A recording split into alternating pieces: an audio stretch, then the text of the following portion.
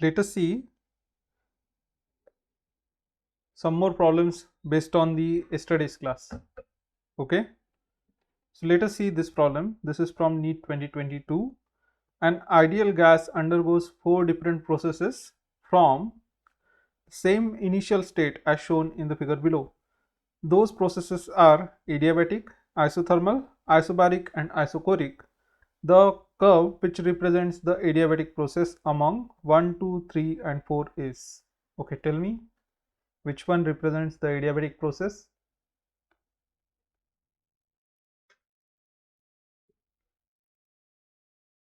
Is it 1, 2, 3 or 4? So option A, right. Okay, this one represents the adiabatic process. Okay, good. So we know that the slope of adiabatic process is more compared to that of the isothermal process. Okay, and this one has to be the isobaric process because pressure is constant here. This one has to be isochoric process because volume is constant, and out of these two, one is adiabatic and one is isothermal, and the slope of adiabatic process is more compared to that of isothermal process. Okay, so yes, that is correct. So it is option A. Good. Let us see next one. Now a sample of gas expands from volume V1 to V2. Okay, it expands from V1 to V2. The amount of work done by the gas is greatest when the expansion is. Okay, tell me in which one of the expansion the amount of work done will be greatest. Adiabatic, it's option D. Right, adiabatic, equal in all cases, isothermal or isobaric. Everyone?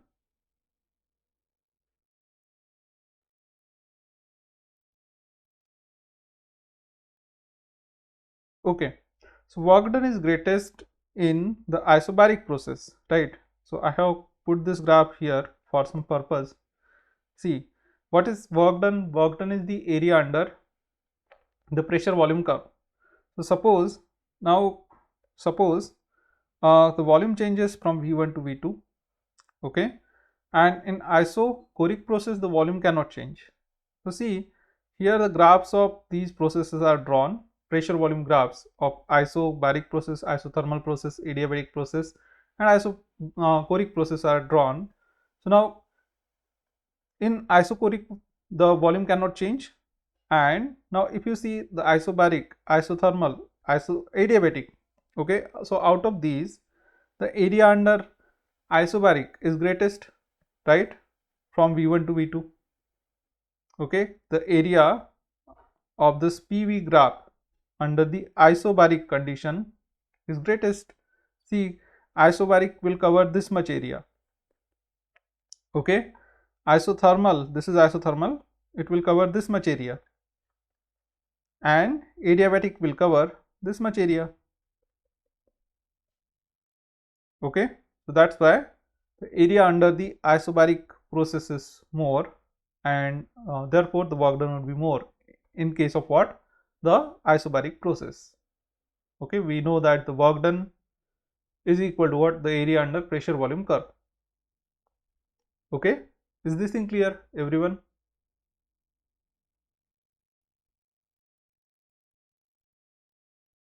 Yes, no? Okay, so the answer is isobaric. Good. All right, let's see next one. So we consider a thermodynamic system.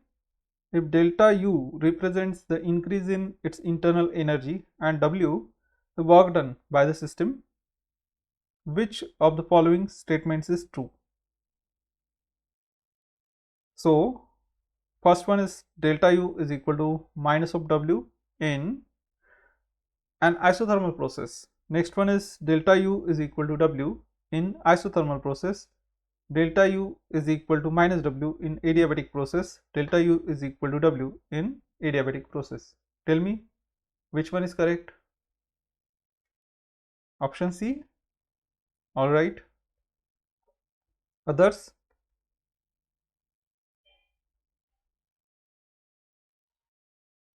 All right. So see, we know that from the first law of thermodynamics, the delta Q is equal to delta U plus delta W. right? And what happens in case of isothermal? In case of isothermal process, the temperature remains constant, the T is constant, that means delta T is 0. So U is directly proportional to T, right? Internal energy is directly proportional to temperature. So temperature does not change, means internal energy also does not change. So delta U is also equal to 0. Okay. So therefore delta Q is equal to what? Delta W, right? Delta Q is equal to delta W. Okay. So this happens in case of isothermal process. Okay. And then because they are saying that delta U is equal to either minus of the work done or delta U is equal to plus work done. Okay. So these two are incorrect. Then in not adiabatic process. Adiabatic process, okay, we know that there is no heat absorbed, so delta Q is 0. So delta Q is 0. That means what will happen? So delta U plus delta W is equal to 0. Okay, so that implies that delta U is equal to minus of delta W, right? So it is option C. That's correct. Okay, this thing is clear. Others? So I guess this is the repeated one. If delta U and delta W represent the increase in internal energy and work done by a system respectively in a thermodynamical process, which one of the following is true? Yeah, it's repeated. Okay, so delta U is equal to minus of delta W in case of an adiabatic process. So option A is the answer, right? Okay, very simple. Let's see next one. So an ideal gas is compressed to half its initial volume by means of several processes. Okay, which of the process result in the maximum work done on the gas? Again, this is simple. Same question. Tell me.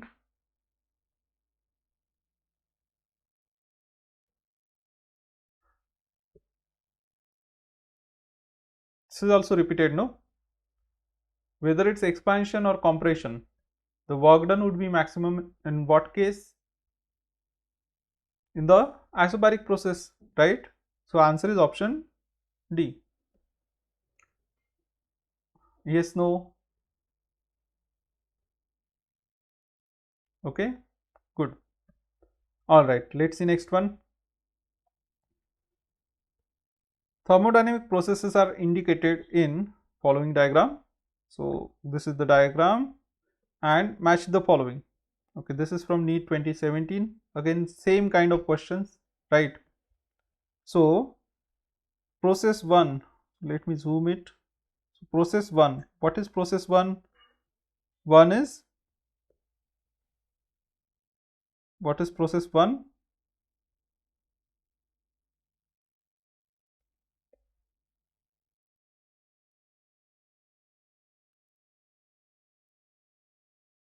Tell me.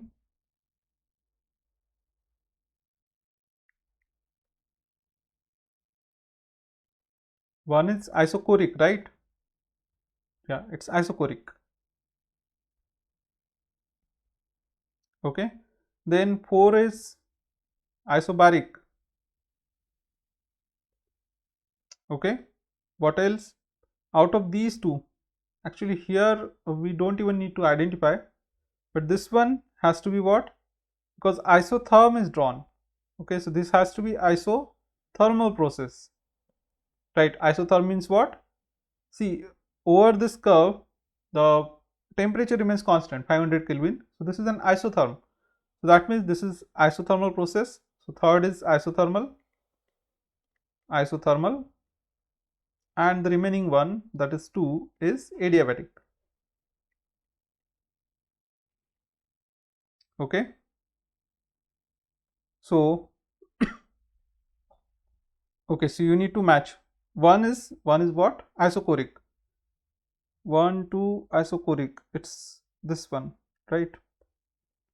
1 is C, then 2 is adiabatic, 2A, Then process 3 is what? Isothermal. Process 3 is isothermal, and process 4 is isobaric, right? So P to A, let's check the options. P to A, no, it is what? P to C, sorry, P to C is there in A and B. Then Q to A is there in option A only. So it is option A. Okay, so very simple, right? Option A. Okay. All right, simple question. Let's see next one. A sample of 0.1 gram of water at 100 degrees Celsius and normal pressure requires 54 calorie of heat energy to convert to steam at 100 degrees Celsius. Okay. If the volume of steam produced is this much, 167.1 cc. Cc means what? Cubic centimeter. The change in the internal energy of the sample is. Okay, so this is based on the first law of thermodynamics, right? Okay, it absorbs some heat. It absorbs 54 calorie of heat, and what happens? A sample of 0.1 gram of water, it requires this much heat to convert to steam. Okay, so it gets converted to steam, right? And the volume of steam is given. The volume of steam produced is 167.1 cubic centimeter. Then the change in internal energy. Okay, so volume is increased means there is some work done, right?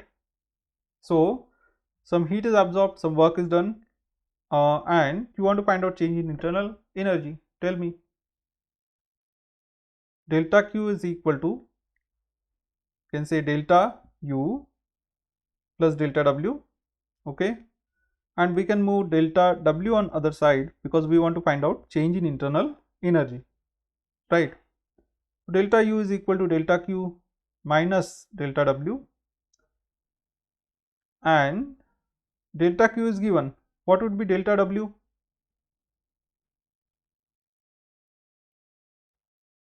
So we know delta W is equal to what?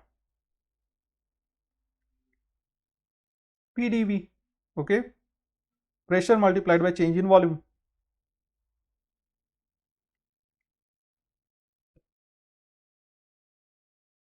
right? So final volume is given. Do we know initial volume? Final volume is given, that is 167.1 cubic centimeter, and it is 0.1 gram of water. Okay, we don't know the initial volume, but we know the density of water, right? How much is density of water?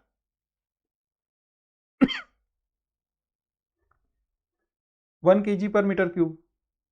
Okay, 1 kg per meter cube, right?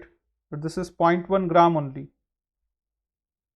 Okay, so density is mass upon volume. We want volume, it would be mass divided by density. So how much is mass? 0.1. 0.1 divided by 1, but that is in gram, no? So 0.1 times 10 raised to minus 3. Okay, so that is 10 raised to minus 4, but that would be in meter cube, right? So we found the volume, initial volume. Let's call it V1. V1 is 10 raised to minus 4 meter cube, and then this is 167 cc. Okay, V2 is 167 cubic centimeter. So 167 centimeter cube means 167 multiplied by 10 raised to 1 centimeter is 10 raised to minus 2. So its cube, 1 centimeter is 10 raised to minus 2 meter. Its cube would be what? 10 raised to minus 6 meter cube. Okay.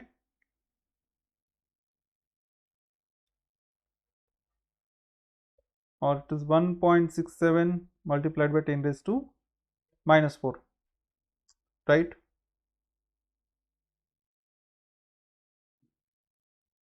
Okay, so let's put the values. First of all, we need to convert this into joules. So it would be 54 multiplied by 4.2 minus pressure is 1 into 10 raised to 5, and then you have V2 minus V1. So V2 is 167 into 10 raised to minus 6 minus, okay, 10 raised to minus 4. All right, so tell me what would be the answer.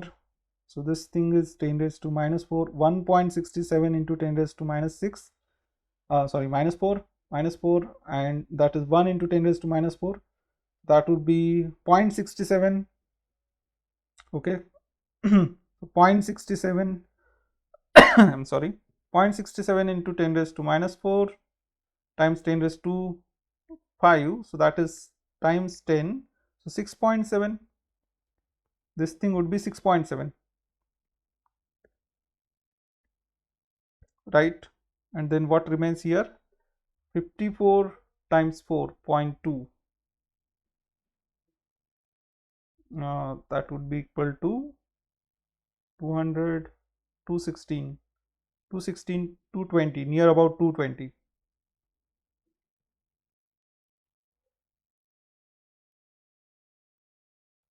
Right, so options are separated, no? So I guess it would be this thing, option B. Correct. Okay, good. So it's option B, right? Let's see next one.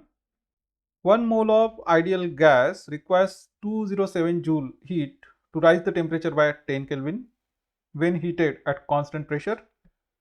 If the same gas is heated at constant volume to raise the temperature by same 10 Kelvin, the heat required is, okay, tell me. So let's say heat required at constant pressure.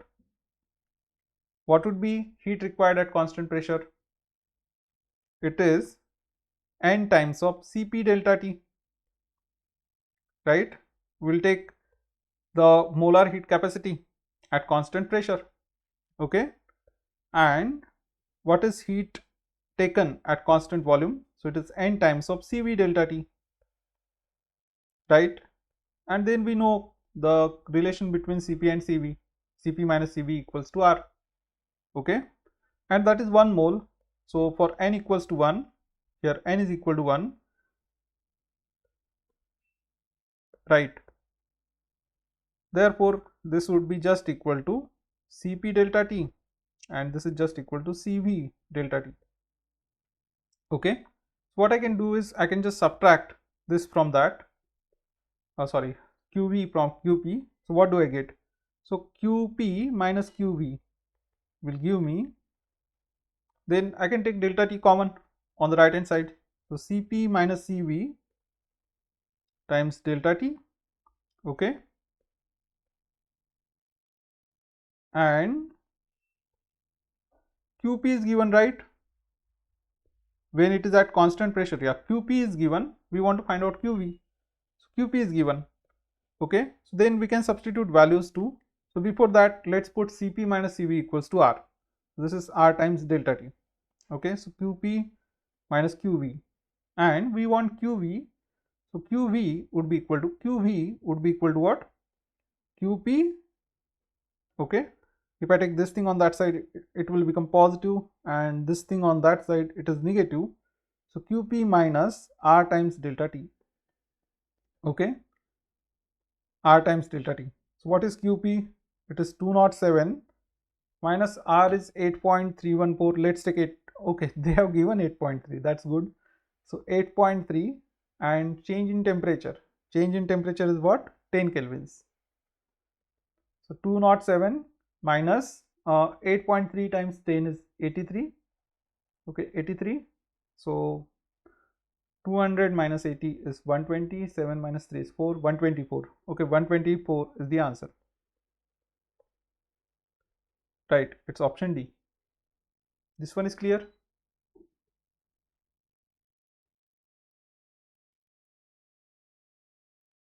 Okay, good. So a simple trick has to be used. Okay, there is nothing else. All right. So the year of this one is, I don't know, but I guess this is from NEET only. Okay.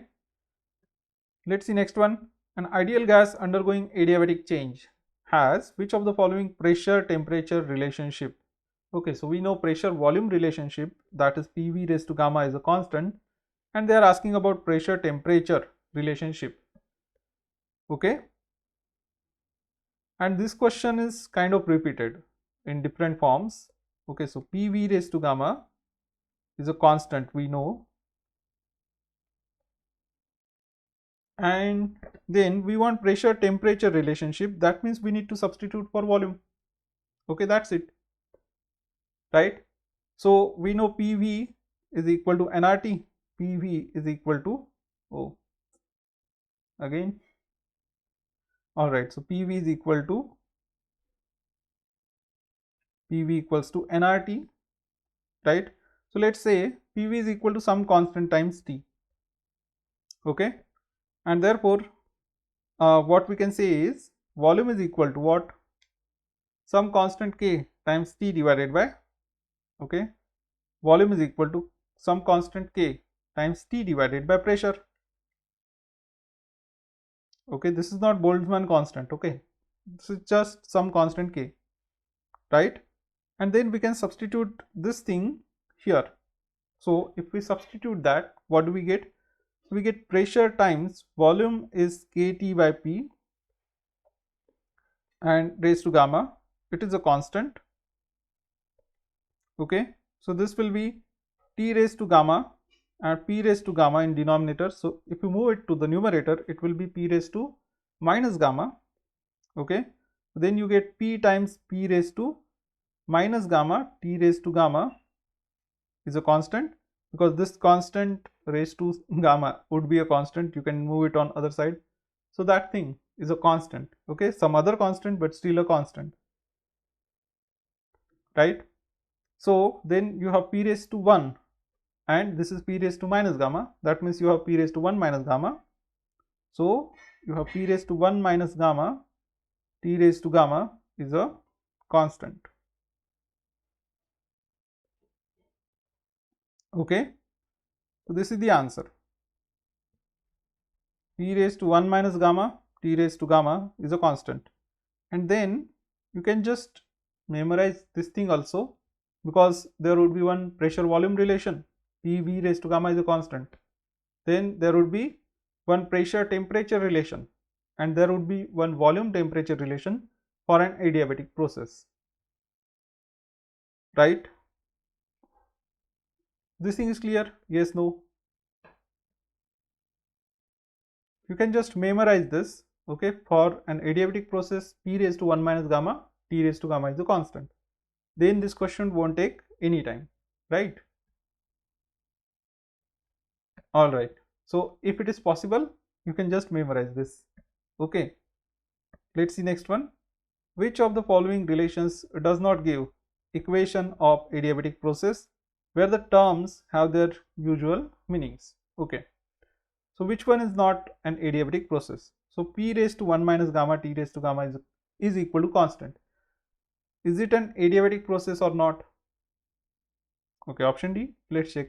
So this is an adiabatic process. We have just seen, right, that for adiabatic process P raised to 1 minus gamma, T raised to gamma is a constant. So this is adiabatic. PV raised to gamma is constant. This is usual statement only. Okay, and then we need to check out of these two, okay, which one is adiabatic and which one is not. So that means we want volume temperature relation, right? So you have PV raised to gamma is a constant. Okay, and here there is no pressure, means you need to substitute for pressure. So again PV equals to KT and substitute for P. So take volume on other side. Pressure would be equal to what?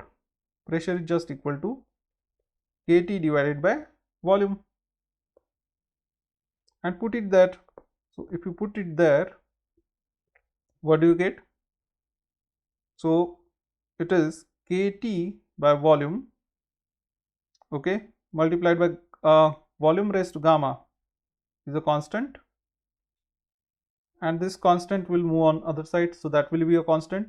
T multiplied by, you have V raised to gamma, and this is V raised to minus 1, so V raised to gamma minus 1. So TV raised to gamma minus 1 is a constant. This is another relation, so that is option C, right? So option A is adiabatic, B is adiabatic, and C is also adiabatic. That means option D is not adiabatic. Okay, so this thing is clear, everyone?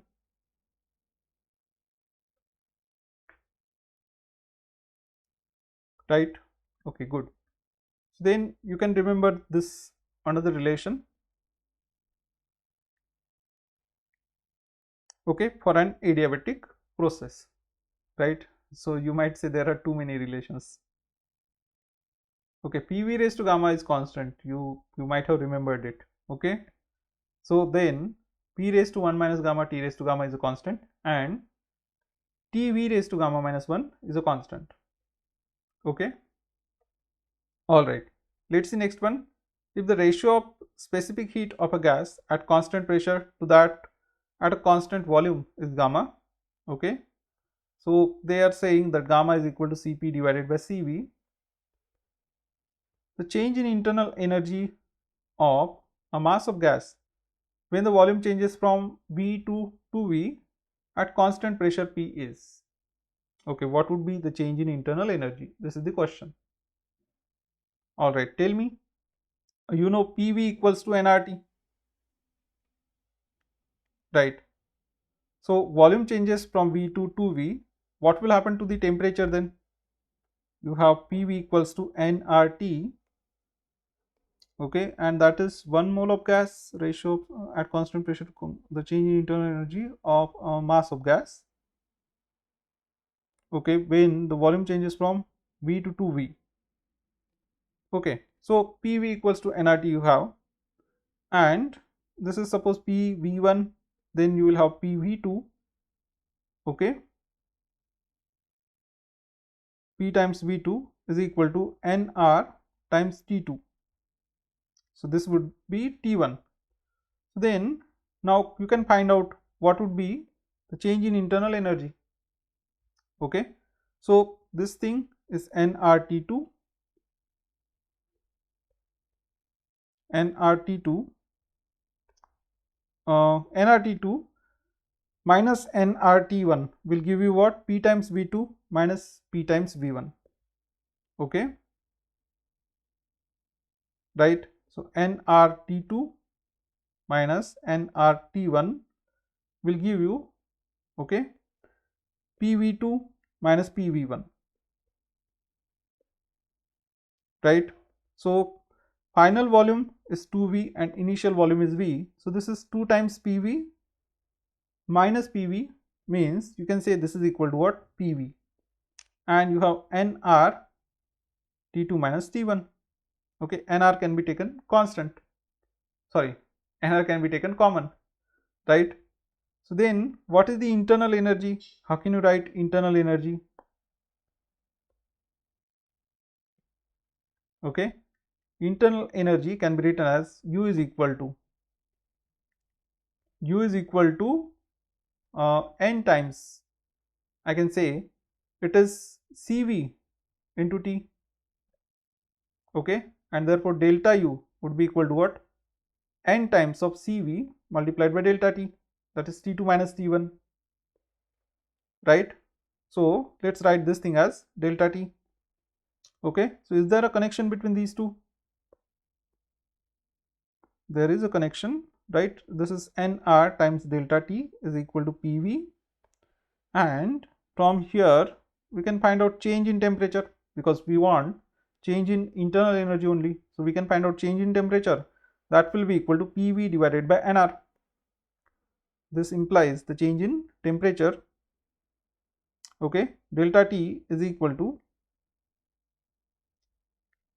or I will write it here, delta T is equal to what? PV divided by nR, and I can substitute it here. So let's substitute that. So we get N times Cv multiplied by PV upon nR. All right, so this n gets cancelled, right? N gets cancelled. So you have Cv times PV divided by R. You have PV but you don't have Cv, okay, you have gamma. then that means we need to substitute gamma here.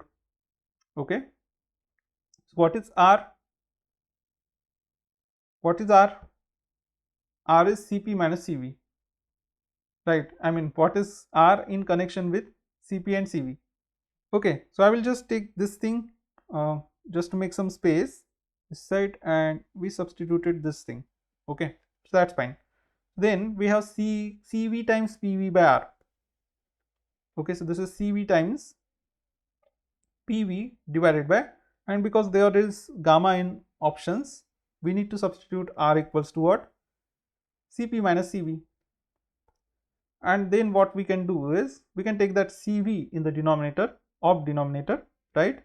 So then that would be Pv divided by Cp by Cv minus Cv by Cv. So Cv by Cv is 1, right? And Cp by Cv is gamma. So it should be Pv divided by gamma minus 1. Okay, so it is option A.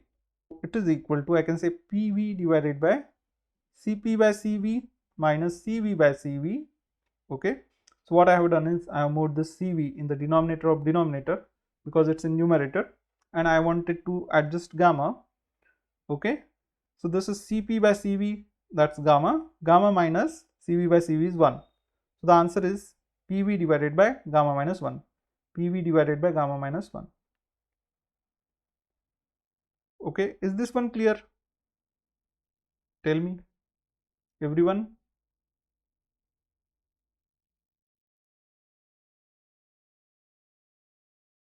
Right, good. All right. Okay, so then this is slightly, I can say, slightly complicated, okay, compared to the earlier questions, right? But they are saying that volume changes from V to 2V at constant pressure.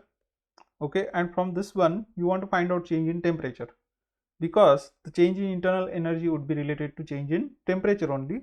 So that's why we did this business, okay, of finding out change in temperature. All right, so let's see next one. A monoatomic gas at constant a monoatomic gas at pressure P having volume V expands isothermally to a volume 2V and then adiabatically to volume 16V. The final pressure of the gas is, tell me. A monoatomic gas at pressure P having volume V expands isothermally to a volume 2V, okay, then adiabatically to volume 16V. Final pressure. Okay, so this is like, we just need to solve this. I mean, there would be one isothermal process and next is adiabatic process. So let's suppose initial pressure is P1, initial volume is V1. Okay, so for isothermal process, isothermal expansion, from V1 to V1 changes to V2, suppose. Okay, so P1 changes to P2. So what can we say? The PV is equal to nRT. P1 V1 is equal to P2 V2, right? Because PV equals to nRT, it's constant, so PV is a constant for isothermal process. And then we want pressure, right? Final pressure. So here volume is V and it changes to 2V. So P1 times V is equal to P2 times 2V. P2 times 2V. So then VV gets cancelled and what do we get? P2 equals to P1 by 2. Okay, P2 is just equal to P1 divided by 2, right? Then next is the adiabatic process. From here to volume changes to 16V. Okay, so this is adiabatic process, and in this one what you can say is P2 multiplied by V2 raised to gamma. PV raised to gamma is constant, so P2 V2 raised to gamma is equal to P3 V3 raised to gamma, right? And then we need to compare the pressure. Okay, so pressure is equal to P1 by 2, that will substitute at the end. So P2 multiplied by, what is V2? V2 is equal to 2V, right? Because in first isothermal process, volume changes from V to 2V. So V2 is 2V, 2V raised to gamma, and what is that gamma? Gamma is 5 by 3, okay. Or let's do one thing, let's move that V2 on other side, that would be better, okay. Or we want to find out P3, so let's move V3 on this side. So P3 would be equal to P2 V2 by V3 raised to gamma, okay. P2 V2 by V3 raised to gamma. So P2 multiplied by, you have V2 by V3. So V2 is 2V, V3 is 16V, right? It is 16V, and you have raised to gamma means 5 by 3. So that is 16V. VV gets cancelled, and then you have 1 by 8.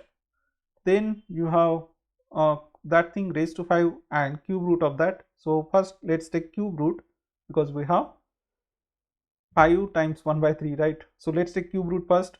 So cube root of 1 by 8 would be 1 by 2, and then we have that thing raised to 5. Okay, so what is 2 raised to 5? So this is 1 by 2 raised to 5, not 2 raised to 5. It is 1 by 2 raised to 5, means it is 1 by 32, okay. And P2 is equal to what? P1 by 2 times 1 by 32, okay. So that thing 32 times 2 would be what? 64. So the answer would be P1 divided by 64, right? So it is option C. This is the answer, okay. This one is clear? Yes, no, everyone?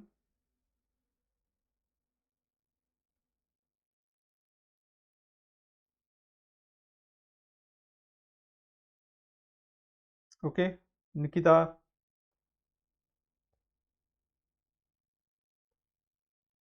Nikita, clear, not clear? Okay, good. All right. So let's see next one. So there is some calculation, not that difficult, right? Okay, let's see next one. During an adiabatic process, the pressure of a gas is found to be proportional to cube of its temperature. Pressure is proportional to T raised to 3. This is from NEET 2013. Then the ratio of Cp by Cv is, okay, Cp by Cv for a gas is, so pressure is proportional to, given is pressure is proportional to T raised to 3, right? And then you want to find out Cp by Cv, means you want gamma. So we know for adiabatic process, P raised to 1 minus gamma, T raised to gamma is a constant, right? P raised to 1 minus gamma, T raised to gamma is a constant, okay. So then pressure, they are saying it is proportional to what? Pressure is proportional to T raised to 3, okay. So that means 1 minus gamma, so pressure is proportional to T raised to 3,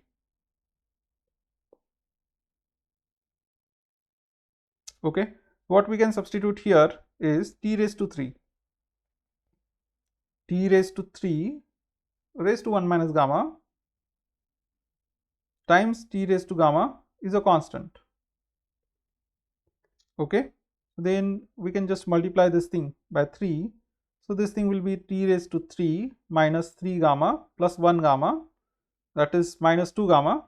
So T raised to 3 minus 2 gamma is equal to a constant, and if it's a constant, if we take its derivative must be equal to what? 0.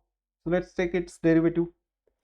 So derivative of this thing, it will be 3 minus 2 gamma times T raised to 3 minus 2 gamma minus 1 equal to 0, okay. What did I do? I took the derivative, or let me explain. Since this thing is a constant, okay, its derivative with respect to T of this thing, T raised to 3 minus 2 gamma, must be equal to 0, okay. So now take derivative.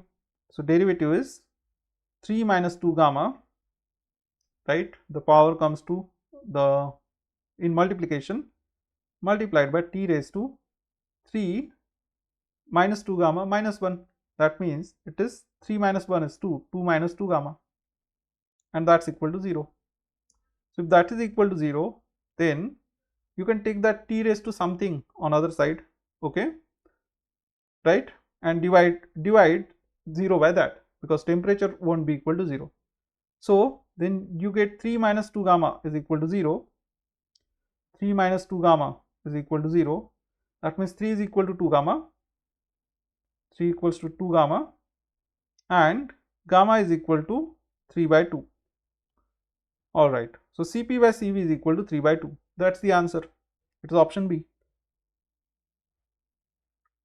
Okay. So is this thing clear, everyone?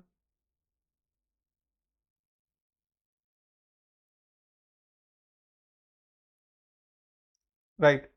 Okay. So if we know this formula, then this is a shortcut. Okay.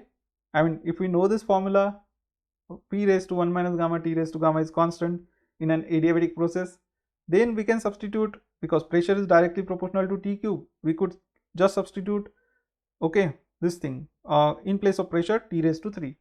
But if we don't know this, then first of all we need to find this formula and then solve. So that will take long time.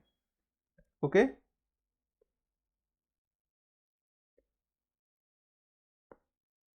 Alright.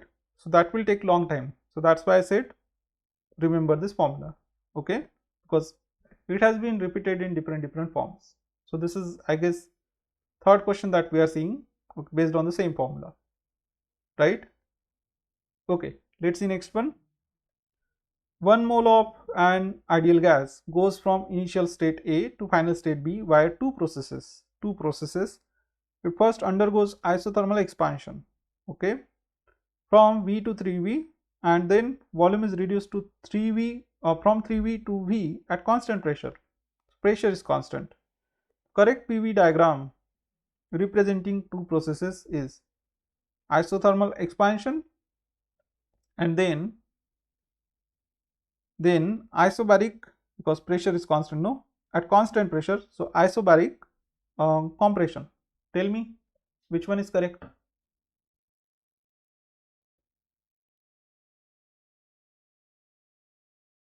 A, B, C, D.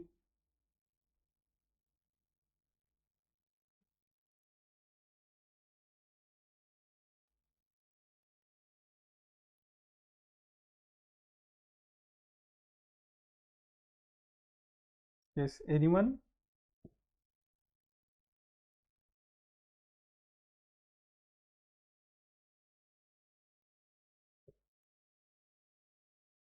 Option D.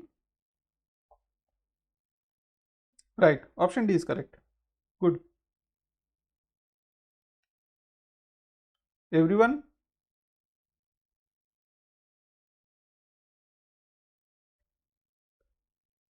See, isothermal expansion means it has to be a curve, right? It has to be a curve. So it starts at lower volume V, okay? Lower volume is V, I mean initial volume is V, final volume is 3V.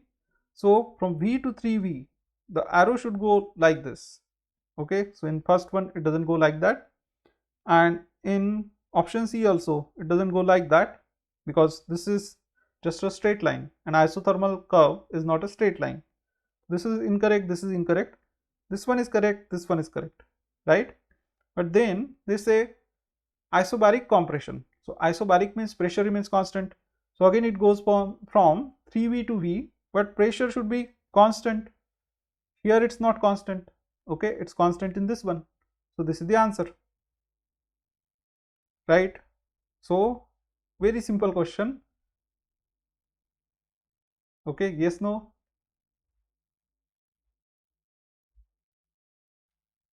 Okay, good, very good. Let's see next one. 1 mole of an ideal diatomic gas undergoes transition from A to B along a path AB as shown in the figure. the change in internal energy of a gas during the transition is, okay, 1 mole of an ideal diatomic gas undergoes a transition from A to B along path AB as shown in the figure. The change in internal energy of the gas during the transition is, tell me, this is diatomic gas. Okay, so first of all, what would be the internal energy of a diatomic gas? U is equal to N times Cv into delta T. For diatomic gas, it is what? Cv is equal to 5 by 2R. Okay, Cv is equal to 5 by 2R, right? So it is 5 by 2 N times R delta T.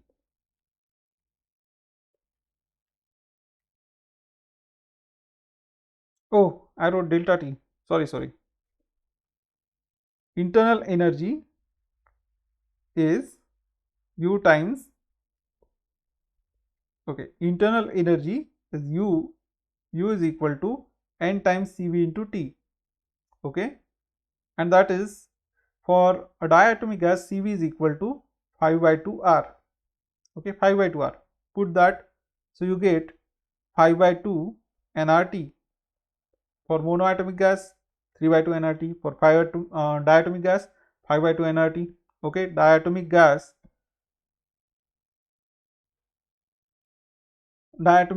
at higher temperature, 7 by 2 nRT.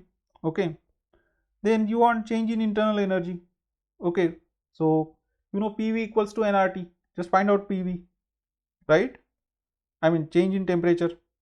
So change in internal energy delta U would be just equal to 5 by 2 nR delta T.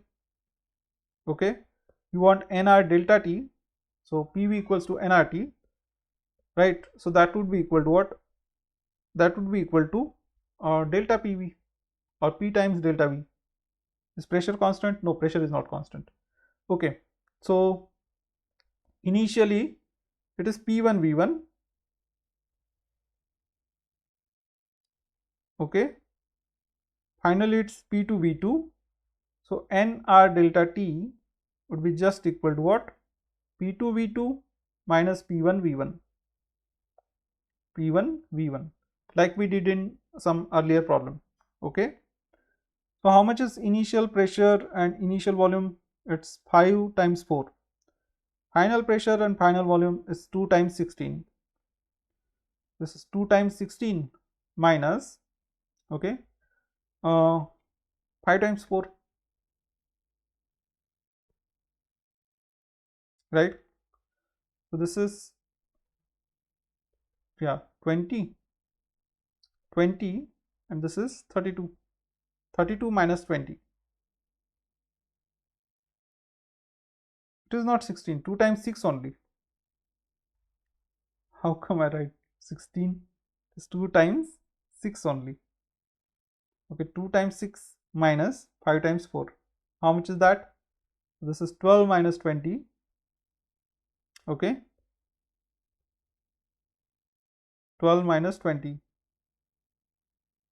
has to be minus 8,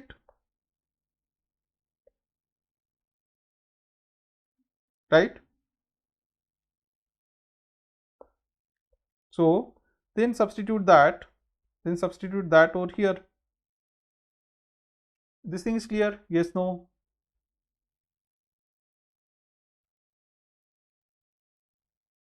Everyone, PV equals to nRT, therefore nR delta T would be what?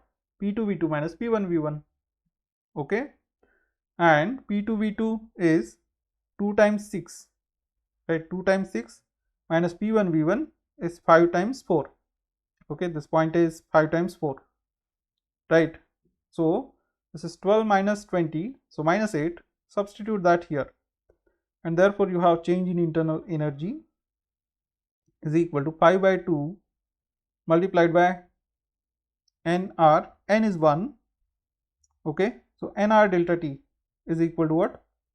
Minus 8. So minus 8 divided by 2 is minus 4. Minus 4 times 5 is minus 20. Minus 20 and this is in kilopascal, so answer should be in kilojoules. Okay, so option D is the answer. Right, this is clear, everyone?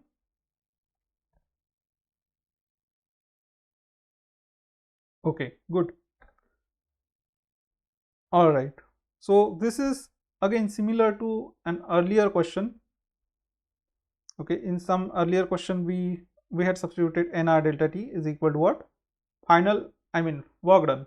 Okay, p2 v2 minus p1 v1. In that one, I guess it was p delta v only. Okay, so let us discuss the next topic, the reversible and irreversible processes. Now, which process would be reversible and which one would be irreversible? So, what is a reversible process? A thermodynamic process is reversible if a process can be turned back such that both the system and surrounding return to their original states with no other change anywhere in the universe. Okay, so this definition is a thermodynamic process is reversible if process can be turned back such that both system and surrounding return to original states with no other change anywhere in the universe. So see, this thing is important. The process can be turned back. Turned back means suppose a gas is expanding, okay, and at some point it starts compressing. Okay, gas is expanding and you begin to compress it. Okay, and you change, suppose the gas expands, right? So its volume goes from, let's say, v1 to v2, and again it goes back from v2 to v1, right? And then no energy is absorbed or released in this process, this complete process. Okay, so system's energy remains constant, the surroundings energy remains constant.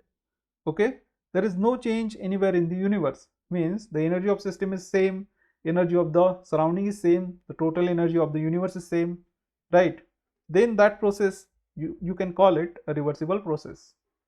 So when can this happen? That volume is increasing, okay, and you start decreasing the volume, you start compressing the system. So for that, the process has to be quasi-static process. So we had discussed what is a quasi-static process, a process which happens very slowly, right? If it happens very slowly, then the system and surrounding, they are in the thermodynamic equilibrium with each other at all points. See, a process can be reversible only if it is quasi-static, that means it happens very slowly, okay, and there is no heat dissipated, no heat dissipated. Okay, so the heat is there between the system and surrounding only. Okay, so heat is not dissipated means no frictional force is involved in this process.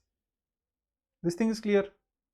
Heat is not dissipated means no frictional force is involved.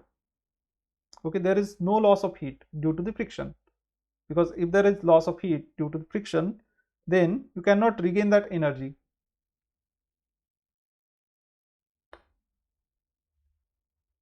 Yes, no? Okay, so two things you need to remember. Process is quasi-static and there is no loss of heat.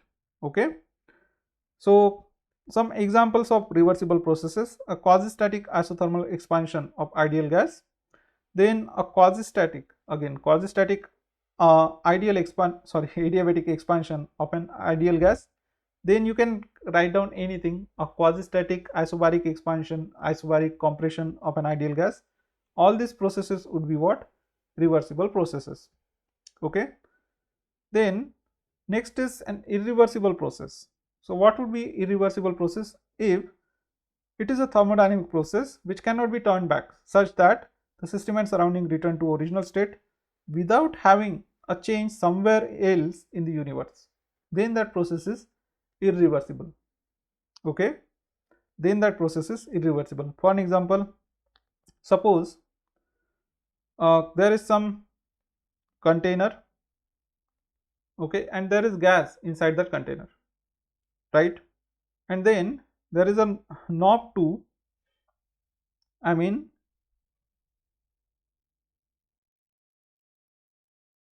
okay, suppose there is a gas inside this container, or suppose there is a balloon which is at one corner of the room.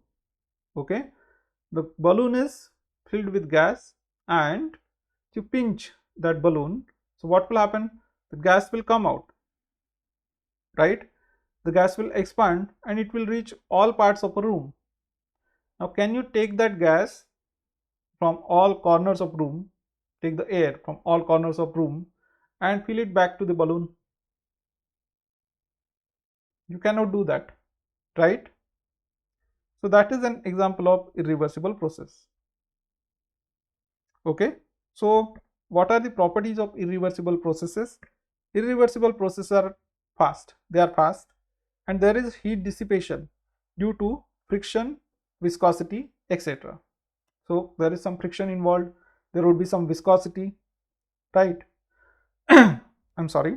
So for example, suppose the gas or an air from one part, it reaches, I mean it is led to expand in the room, then it has to do some work against what?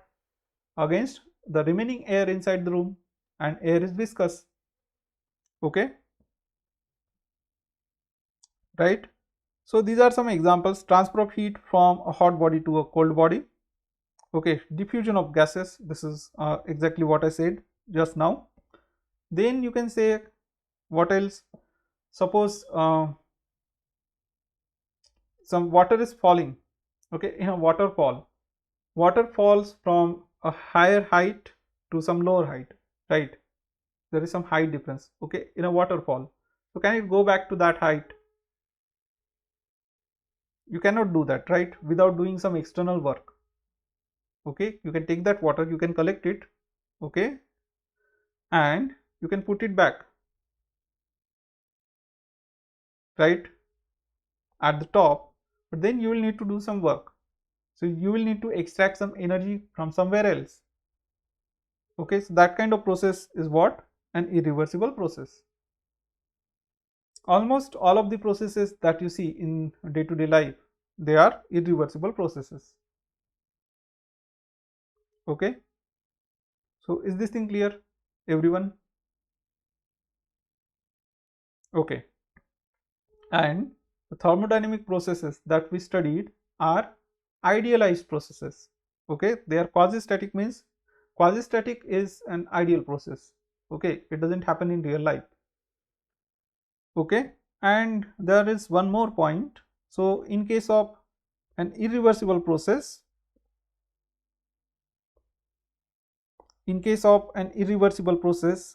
there is no equilibrium between the system and surrounding. Okay, there is no equilibrium, no thermodynamic equilibrium. Okay, no thermodynamic equilibrium between system and surrounding.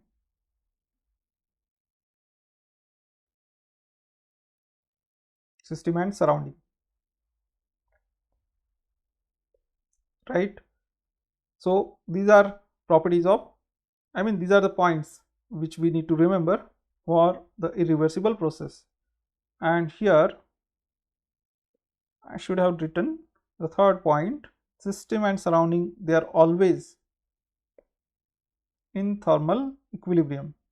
Okay, so this is important point. System and surrounding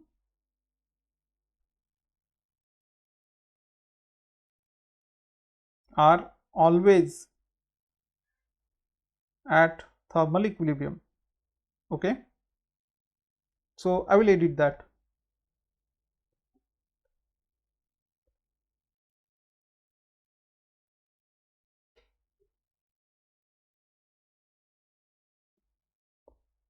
Let us do it here itself.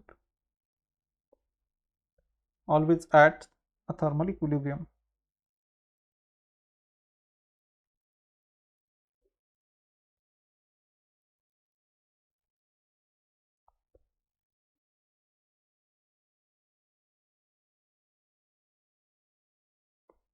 Alright, so we need to remember these things regarding the reversible and irreversible processes, and I'm sure you must have studied them in chemistry also, right? Okay, then next let us see the cyclic process. Okay, so what is a cyclic process? So you start with some thermodynamic state, that is pressure, volume, temperature. You go to some other state, pressure, volume, temperature changes.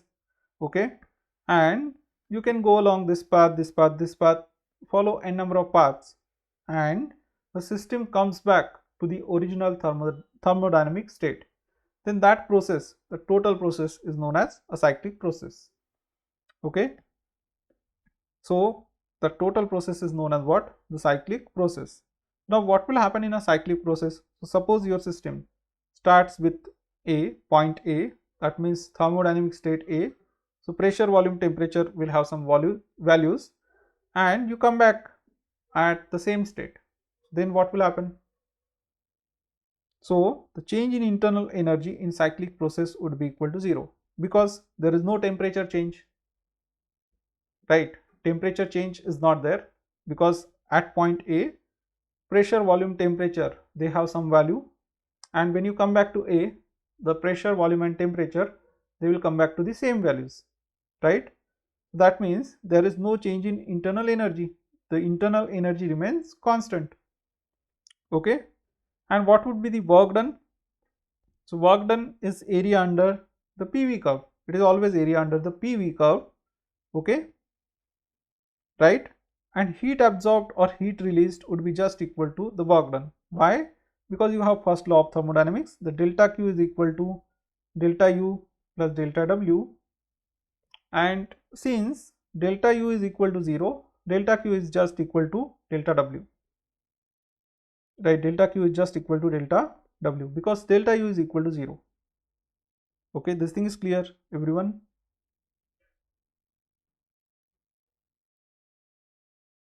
So the heat absorbed or heat released is just equal to the work done, right? Okay, so this is an example of a cyclic process. This is an example of cyclic process. So see, from A to B there is no work done. Why? Because this is an isochoric process. Okay, just pressure changes from A to B. Okay, so no work done. Then from B to C, this is an isobaric process. How much would be the work done? So work done would be this area under the curve. Okay, so if I take it on the next page,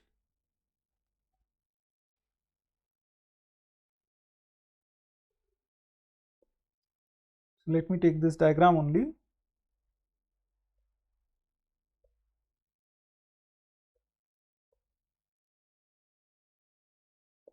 And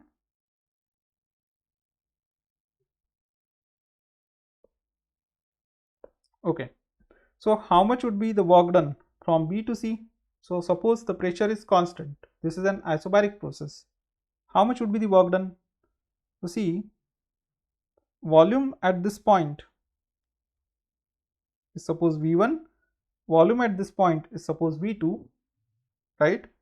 So this is an expansion from V1 to V2, right? So this is an expansion from V1 to V2. How much work would be done? So that is area under this curve. Okay, so work done from B to C, work done from B to C is positive, and let's suppose it is W1.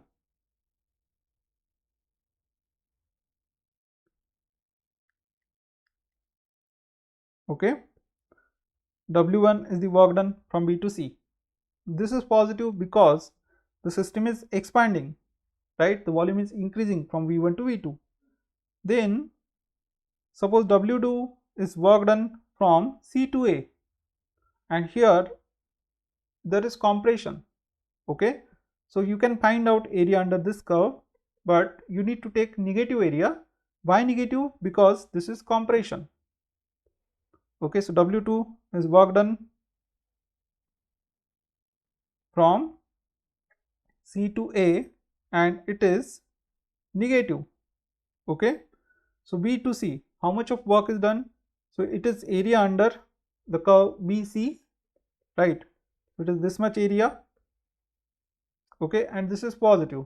Then work done from C to A is area under this curve and it is negative.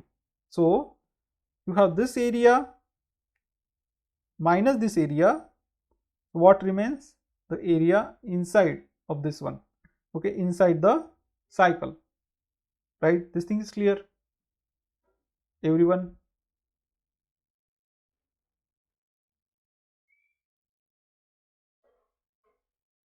Okay, and therefore work done in this cycle is equal to what? Area of triangle ABC.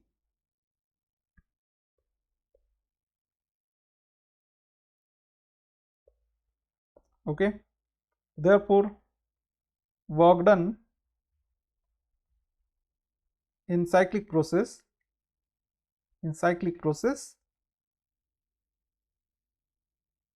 is area of triangle ABC, and same amount of energy would be absorbed or released, right? Work done and energy absorbed, that means heat energy absorbed or released, is equal in case of cyclic process.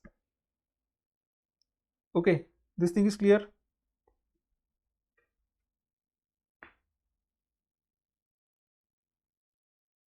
Okay, good.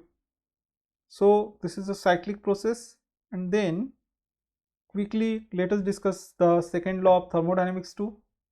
Okay, so now since heat engine is dropped, I don't know what can they ask. They can ask about statement.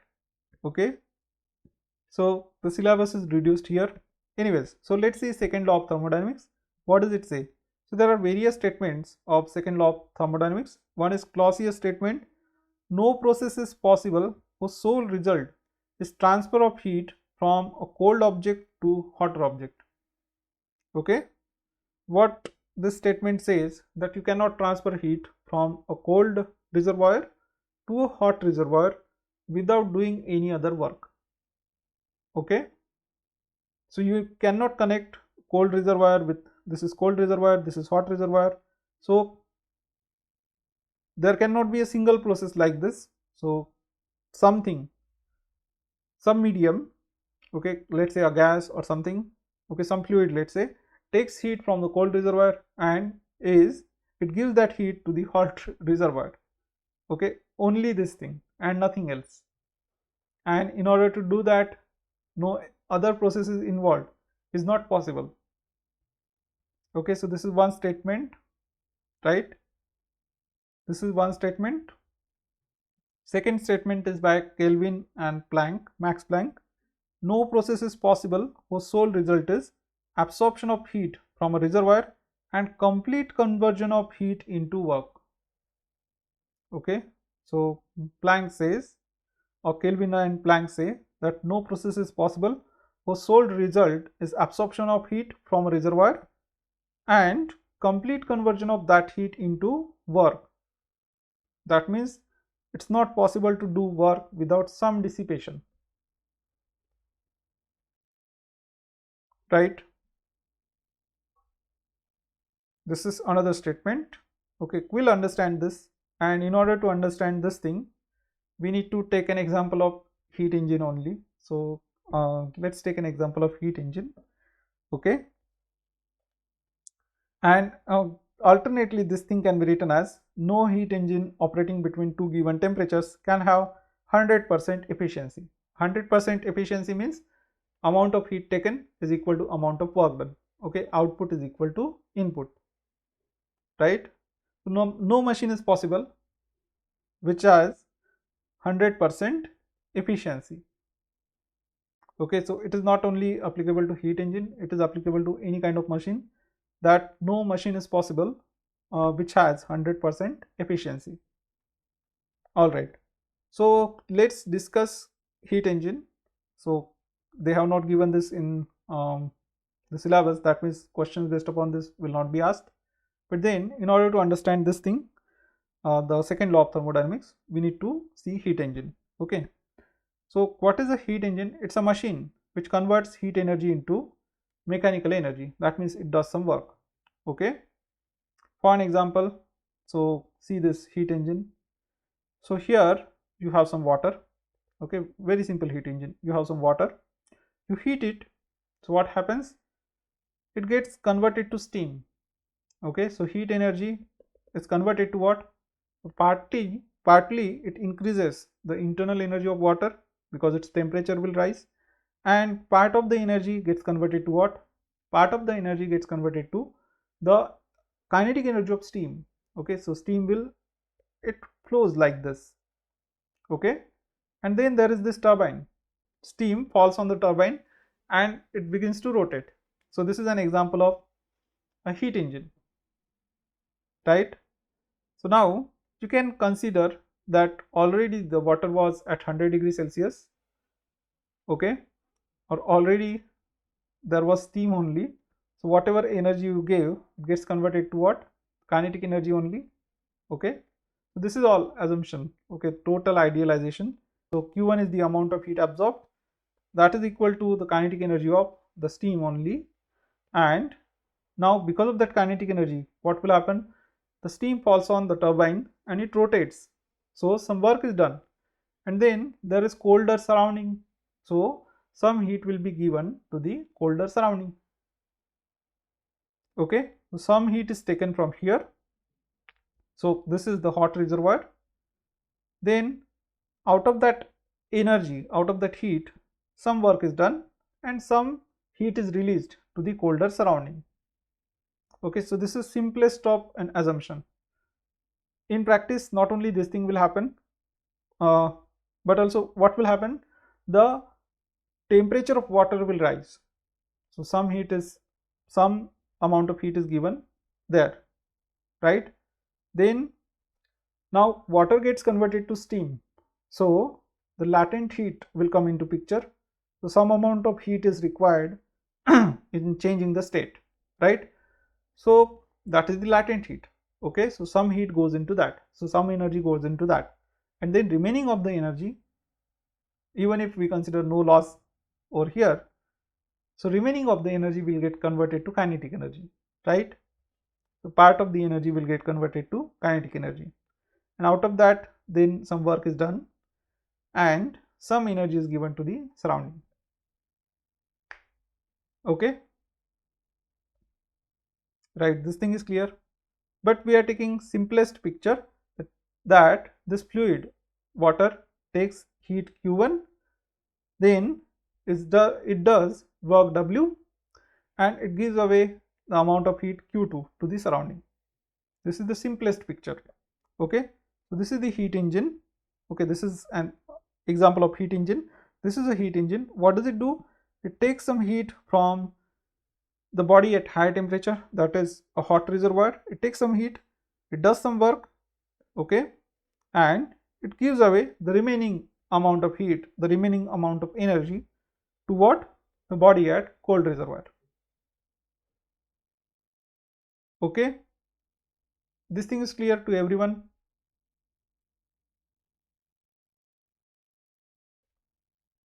All right, good. So then now the efficiency of heat engine is given by efficiency of anything. How do we find? What do you get divided by what do you pay for? Okay, so output divided by input. What is the output? What do we want this engine to do? We just want it to rotate the turbine, right? That is the desired output. Okay, we just want it to rotate the turbine. So that's the work. And it takes Q1 amount of heat for that. Okay, so the efficiency would be 100% if Q1 is equal to W only and it does not give away any heat to the surrounding. Okay, but then what is efficiency? It's W by Q1. And what is W? So Q1 can be written as W plus Q2. Okay, so W would be equal to what? Q1 minus Q2, right? W would be equal to Q1 minus Q2. And then you have Q1 minus Q2 divided by Q1. So eta, the efficiency, is equal to 1 minus Q2 by Q1. Okay, 1 minus Q2 by Q1. And then turns out for an ideal engine, this would be equal to 1 minus T2 by T1. Okay, T1 is the temperature of hot reservoir, T2 is temperature of cold reservoir, right? So then if Q2 is equal to 0, then efficiency would be equal to what? 1. That means 100%. And the second law of thermodynamics says that no heat engine operating between two temperatures can have 100% efficiency. Okay, so this statement is in terms of heat engine. So Kelvin Planck stated a generalized statement: no process is possible whose sole result is absorption of heat from a hot reservoir and complete conversion of heat into work. This thing is clear? Yes, no?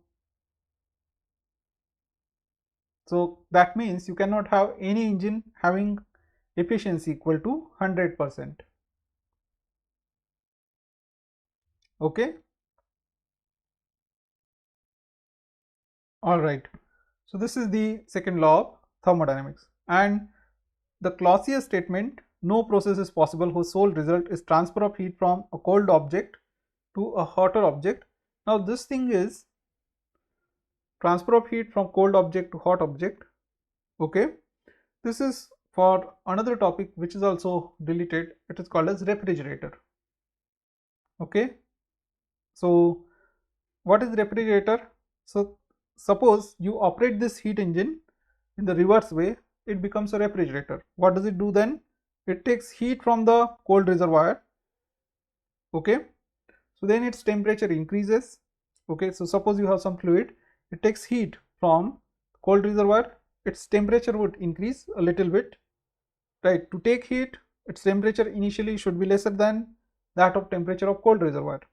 Okay, but when it takes heat, its temperature will increase a little bit, then it is still less than the temperature of hot reservoir. So you need to do some work, you need to give some external energy. Okay, and then it will get converted to what? I mean, it will be able to give the heat to the hot reservoir, but without doing external work you cannot achieve that. Okay, so this is this first statement: no process is possible whose sole result, means you are only taking heat from the cold reservoir and giving away that heat to the hot reservoir. This is not possible. You need to provide some external work, you need to do some external work. Okay, is this thing clear, everyone?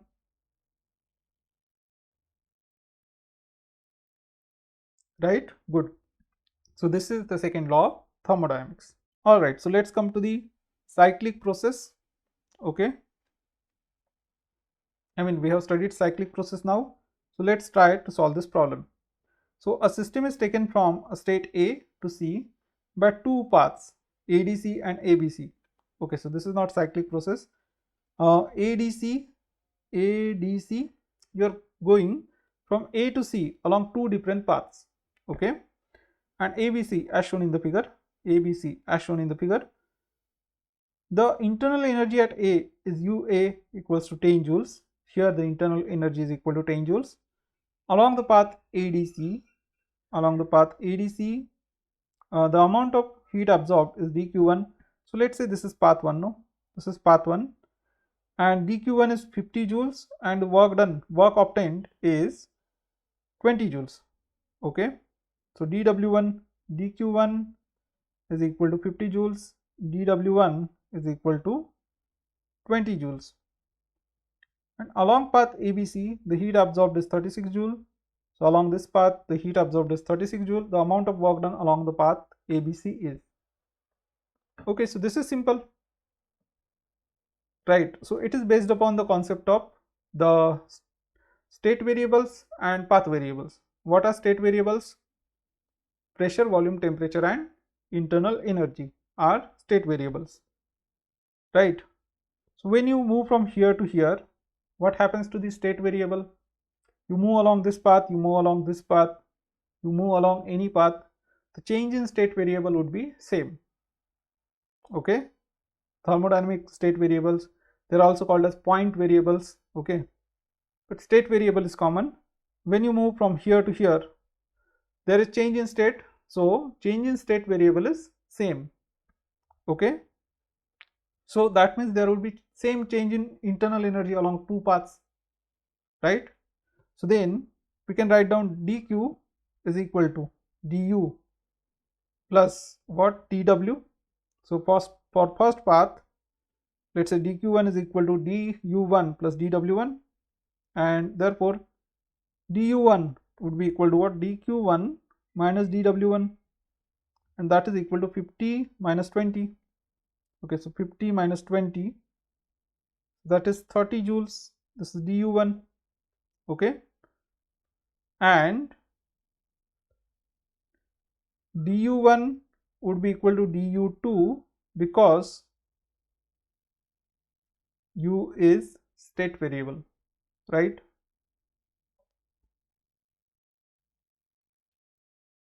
Okay, so change in u for any path would be equal between two states, right? And then it's very simple. So they have given dq2 and the work done along the path ABC is.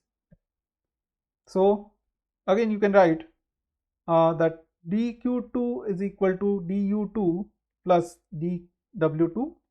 Therefore dw2 would be just equal to dq2 minus du2, and that is 36 joules. Okay, minus what was du1, 30. Okay, du2 will also be same, so 30 minus 30, so that is 6 joules.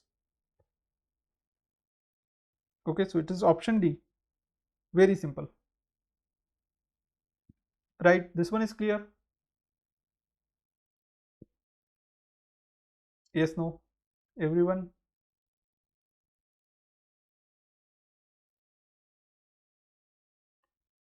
Okay, good. All right, let's see next one. A gas is taken through a cycle ABCA as shown. What is the net work done by the gas? So we have studied this, that net work done would be equal to what? Area under the curve. I mean area enclosed by this cycle. Okay, area enclosed by this cycle ABCA. So what is that? The net work done is just equal to area of triangle ABC, and that is half of base into height. Half of base into height. What is base? Base is equal to this much. This is 7, I guess. 7 minus 2 is 5. Okay, and height is this much, so it is 2. This is 6. 6 minus 2, 4, right? So 5 times 4 is 20. 20 by 2 is 10.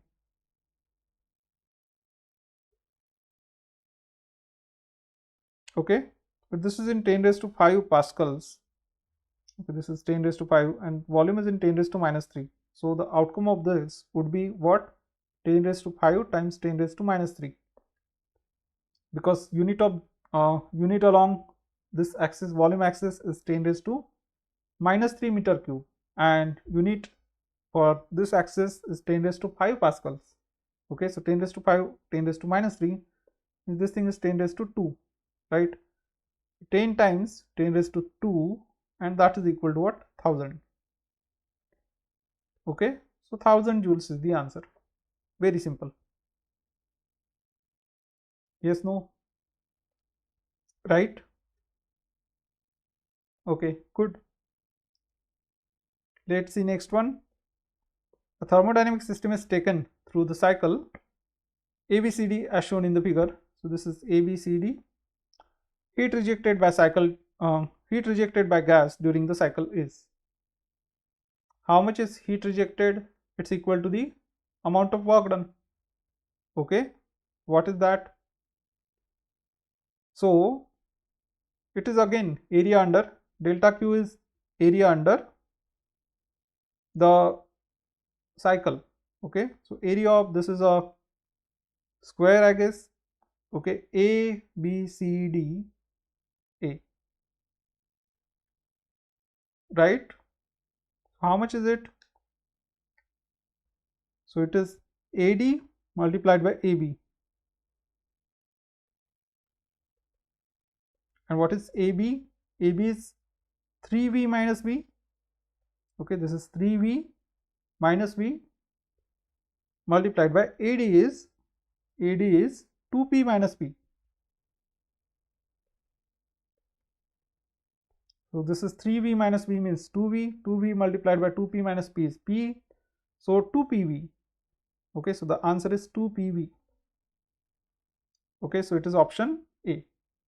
Again, very simple, right?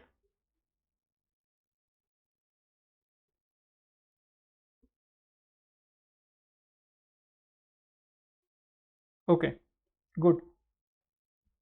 All right. Then let's see next one. Which of the following processes is reversible? Transfer of heat by conduction, transfer of heat by radiation, isothermal compression, electrical heating of a nichrome wire. Which one is reversible? This is very straightforward. Yeah, option C. Okay, whatever thermodynamic processes we have studied, they are reversible. Okay, good. Then, okay, let's see this one. A monoatomic gas at pressure P1 and volume V1 is compressed adiabatically to 1/8 of its original volume. What is the final pressure of the gas? This is very simple. Actually, we have seen problems like this, right? So, okay, we'll solve this one. Let me check. Diatomic gas initially at compressed adiabatically. Okay, adiabatic again.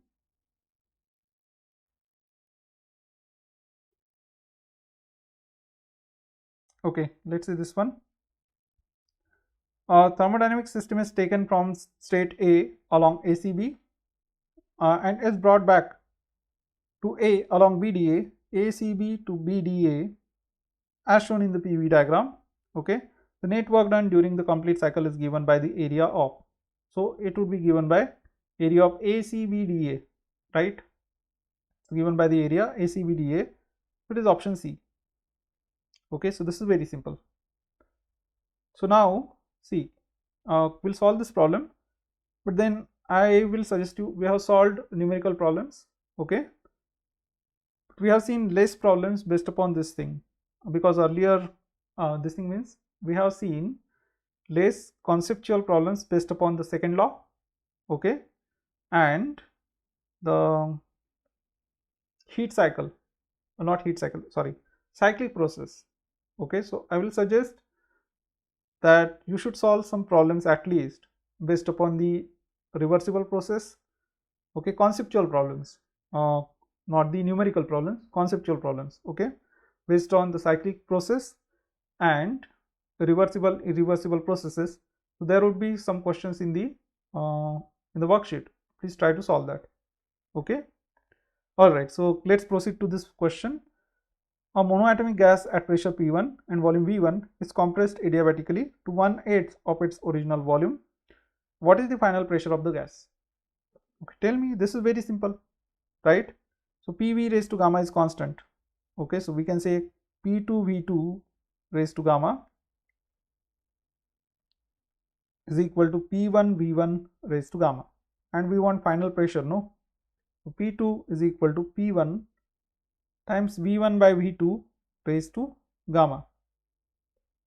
So just put V1 and V2. So V2 is 1/8 of the original volume P1, and this is 1/8 of the original volume. Okay, so 1/8 raised to gamma. V1 is, oh, it is compressed, no? Sorry, this thing will be 8 by, this will be 8, no? Because V2 is 1/8. So 1/8 means 8 raised to gamma. And it's a monoatomic gas. So gamma would be equal to what? Tell me. Monoatomic gas. 5/3, right?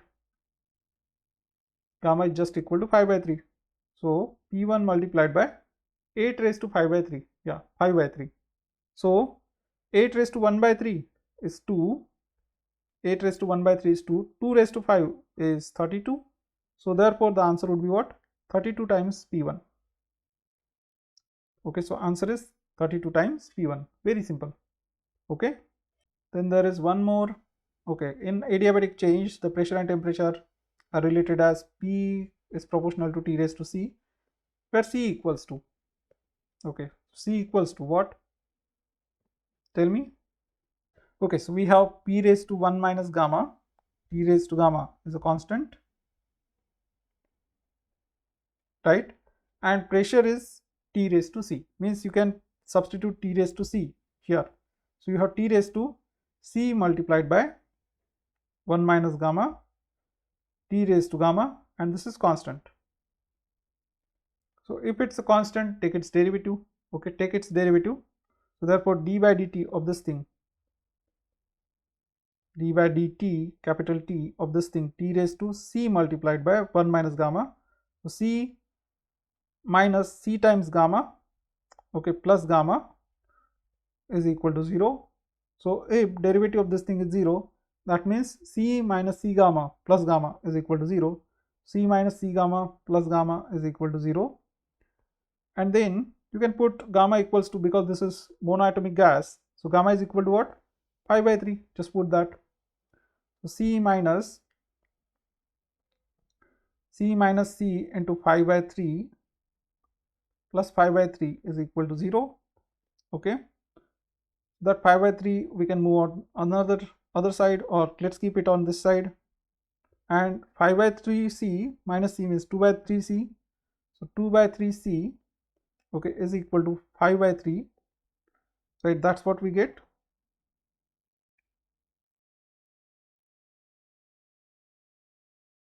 Okay, so then c is equal to 3. That's the answer. C is equal to 3, not 3 by 2, or not 3 by 5. Oh, C is equal to 5 by 2. Sorry. 3 would get cancelled. C is equal to 5 by 2. So that's the answer. So it is option D. Right? So let me just once check it. So this is 5 by 3 minus 1. That is 2 by 3. 2 by 3C is equal to 5 by 3. Yeah, that's correct. Okay, so C, sorry, C has to be equal to 5 by 2. That's the answer. Is this one clear? Yes, no? Everyone? Okay, good. So now this is the end of another chapter, thermodynamics.